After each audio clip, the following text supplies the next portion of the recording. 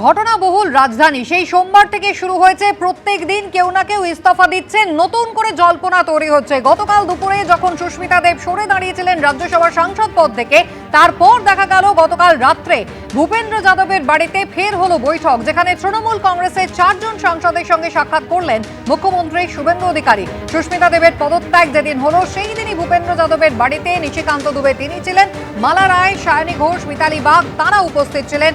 তাদের সঙ্গে বৈঠক করেছেন শুভেন্দু অধিকারী। তাহলে এদের কি এবার বিদ্রোহী শিবিরে যাওয়া শুধু সময়ের অপেক্ষা?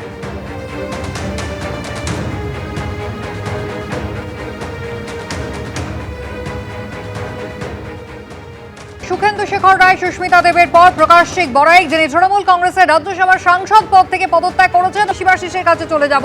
সুখেন্দু শেখর রায় সুস্মিতা দেবের পরে এবার প্রকাশ্যিক বড়াইক, অর্থাৎ দিনের হিসেবে দেখতে গেলে মাত্র 4 দিন, যেখানে তিনজন তৃণমূল কংগ্রেসের রাজ্যসভার সাংসদ তারা ইস্তফা দিলেন। কি কারণ জানিয়েছেন প্রকাশ্যিক বড়াইক? শিবাশিস। দেখো, শুরুতেই তোমায় বলে রাখি যে বিদ্রোহ যত বাড়ছে, বিদ্রোহীর সংখ্যা যত বাড়ছে, রাজ্যসভায় তৃণমূল কংগ্রেসের সাংসদের সংখ্যা ততটাই কমছে। 13 থেকে কমে এখন 10। সুখেন্দু শেখর রায় তিনি ইতিমধ্যেই সোমবার তার পদত্যাগপত্র জমা দিয়েছেন। বুধবার সুস্মিতা দেব এবং বৃহস্পতিবার অর্থাৎ আজকে রাজ্যসভার যিনি চেয়ারপারসন উপরাষ্ট্রপতির কাছে তার পদত্যাগপত্র জমা দিয়েছেন তৃণমূল কংগ্রেসের রাজ্যসভার সাংসদ প্রকাশ্যিক বড়াইক। প্রকাশ্যিক বড়াইক তিনি জানিয়েছেন, প্রথমেই বিধানসভার ভোটে যেহেতু মানুষ জানিয়ে দিয়েছে তারা তৃণমূল কংগ্রেসের পাশে নেই, তাই সেই বিধানসভা থেকে নির্বাচিত রাজ্যসভার সাংসদ হওয়ায় তিনি মনে করেছেন রাজ্যসভায় তার ওই টিকিটে আর থাকা উচিত নয়, তাই তিনি পদত্যাগ করেছেন। প্রকাশ্যিক বড়াইকের যদি ব্যাকগ্রাউন্ড দেখা হয়, প্রকাশ্যিক বড়াইক চা বলয়ে তিনি আলিপুরদুয়ারের বাসিন্দা। চা বলয়ে তিনি বড় হয়ে উঠেছেন, তার বাবা মা চা বাগানের শ্রমিক পরিবার তাদের, সেই জায়গা থেকে তিনি উঠে এসেছেন। তিনি একটা সময় তৃণমূল কংগ্রেসের সঙ্গে যুক্ত হন এবং তারপর দীর্ঘদিন তিনি তৃণমূল কংগ্রেসের জেলা সভাপতির দায়িত্ব সামলেছেন। রাজ্যসভায় 2023-এ তিনি সাংসদ হন। 2024-এ একমাত্র রাজ্যসভার সাংসদ যাকে লোকসভায় প্রতিদ্বন্দ্বিতা করতে দেওয়া হয়েছিল, আলিপুরদুয়ারে প্রকাশ্যিক বড়াইক তিনি লোকসভায় প্রতিদ্বন্দ্বিতা করেছিলেন। সেই প্রকাশ্যিক বড়াইক আজকে সরে দাঁড়ালেন রাজ্যসভার সাংসদ পদ থেকে, সরে আসছেন তৃণমূল কংগ্রেস থেকে। এবং তিনি যেমনটা জানিয়েছেন তাতে প্রকাশ্যিক বড়াইক তিনি আগামীতে শুভেন্দু অধিকারীর নির্দেশে বাংলার উন্নয়নে কাজ করতে চাইছেন। তিনি সংবাদ মাধ্যমের সঙ্গে দেখা করলেন নিশিকান্ত দুবের বাড়িতে, অর্থাৎ ইঙ্গিত খুব স্পষ্ট, প্রকাশ্যিক বড়াইকের বিজেপির দিকে এগিয়ে আসা শুধুই সময়ের অপেক্ষা। একেবারেই সুখেন্দু শেখর রায় সোমবার যখন ইস্তফা দিয়েছিলেন তখন জল্পনা ছিল যে আরো বেশ কয়েকজন তারা হয়তো সরে দাঁড়াবেন নিজেদের সাংসদ পদ থেকে। আর এবার তৃণমূল কংগ্রেসের ফাটল ভাঙন কিন্তু একেবারে চওড়া ফাটল হয়ে গিয়েছে, কারণ 4 দিনের মধ্যে মাত্র 96 ঘন্টার মধ্যে তিনজন তৃণমূল সাংসদ রাজ্যসভা থেকে তারা ইস্তফা দিয়েছেন। প্রকাশ্যিক বড়াইক ইস্তফা দেওয়ার পর কি জানিয়েছেন দেখুন। আলিপুরদুয়ারের চা বাগানের ছেলে পঞ্চায়েত সদস্য থেকে আজকে রাজ্যসভার সাংসদ পর্যন্ত উঠেছিলেন প্রকাশ্যিক বড়াইক। 2023 থেকে 3 বছর রাজ্যসভায় কাজ করেছেন আপনি, আজকে সেই তৃণমূল থেকে সরে দাঁড়াতে হলো। অবভিয়াসলি পশ্চিম বাঙ্গালের যে রায় আসলো, এ রায় আমাদের পক্ষে ছিল না। নর্থ বেঙ্গলে আমরা ভালো রেজাল্ট করিনি, আমার কনস্টিটুয়েন্সিতেও হয়নি। এবং পার্সোনালি যে রায় পাবলিক দিয়েছে ওই রায়কে দেখতে আমি নিজের একটা পার্সোনাল ডিসিশন নিয়েছি। আমি অন্য কোনো টপিকে কথা বলবো না, আপনি ভালো মতন জানেন আমি কীরকম ছেলে, এবং অন্য টপিকে আমি কোনো কমেন্ট করবো না, কথা বলবো না। এবং বাংলার মাননীয় মুখ্যমন্ত্রী যেভাবে নির্দেশ দেবেন ওই অনুসারে আমি কাজ করব। দ্বিতীয় প্রশ্ন একটাই, শুভেন্দু অধিকারী তিনি দিল্লিতে রয়েছেন, বলা হচ্ছে সোমবার একজন ছাড়লেন, বুধবার একজন ছাড়লেন, বৃহস্পতিবার প্রকাশ্যিক বড়াইক ছাড়লেন, যিনি জেলার দায়িত্বে ছিলেন।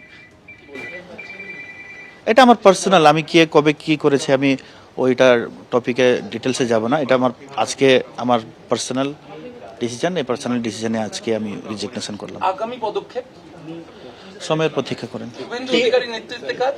আমি তো বলে দিয়েছি, বাংলার মাননীয় মুখ্যমন্ত্রী যে নির্দেশ দেবেন ওই অনুসারে কাজ।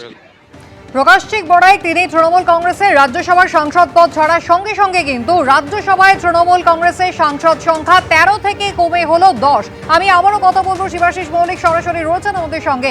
শিবাশিস, একেবারে তৃণমূল কংগ্রেসের রাজ্যসভায় সাংসদ সংখ্যা যেমন কমছে, প্রকাশিক বড়াই তিনি সরাসরি না বললেও মাননীয় মুখ্যমন্ত্রীর নির্দেশে কাজ করবেন সেই ইঙ্গিত যেমন তিনি দিয়েছেন, তা একই সঙ্গে একেবারে ইস্তফার পরপরই গতকাল সুস্মিতা দেবকে দেখা গিয়েছিল হিমন্ত বিশ্ব শর্মার সঙ্গে কথা বলতে, আর আজকে প্রকাশিক বড়াইক একেবারে সাংবাদিক বৈঠক করার জন্য নিশিকান্ত দুবের বাড়ি বেছে নিলেন।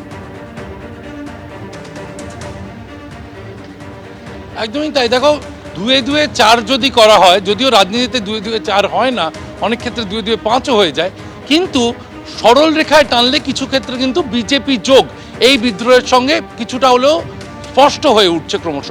কারণ সুখেন্দু শেখর রায় তিনি যখন রাজ্যসভার পদ ছাড়লেন, সেদিনই তিনি পৌঁছে গিয়েছিলেন ভূপেন্দ্র যাদবের বাড়ির বৈঠকে, যেখানে 14 জন লোকসভার সাংসদ, অন্তত 14 জন লোকসভার বিদ্রোহী সাংসদ উপস্থিত ছিলেন, মুখ্যমন্ত্রী শুভেন্দু অধিকারী উপস্থিত ছিলেন। অর্থাৎ সুখেন্দু শেখর রায়ের পরবর্তী পদক্ষেপ কি হতে পারে কিছুটা হলেও স্পষ্ট হয়ে উঠেছে। সুস্মিতা দেব বুধবার তিনি পদত্যাগ করার পর, তিনি যেহেতু অসমের বাসিন্দা, অসমের মুখ্যমন্ত্রী হিমন্ত বিশ্ব শর্মা তিনি দিল্লিতে রয়েছেন এবং তার সঙ্গে দেখা করতে চলে গেলেন সুস্মিতা দেব। সেক্ষেত্রেও কিন্তু হিমন্ত বিশ্ব শর্মার উন্নয়নে সামিল হওয়ার একটা প্রবণতা সুস্মিতা দেবের মধ্যেও উঠে এসেছে।